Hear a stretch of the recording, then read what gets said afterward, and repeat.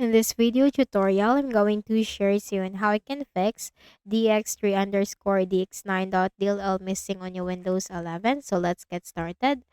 Go to the Windows search bar and type CMD. Click Run as Administrator option on the right pane. Type sfc space forward slash scan now. Scan now is just one word and there is no space in between. Hit enter.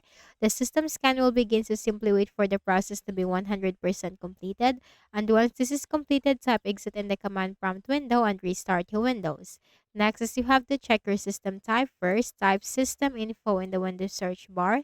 Click on it. Take note of your system type and then open a browser.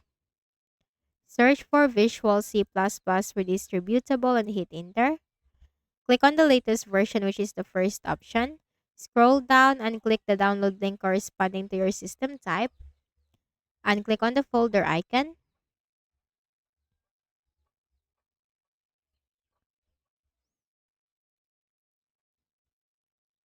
Double click on the setup file.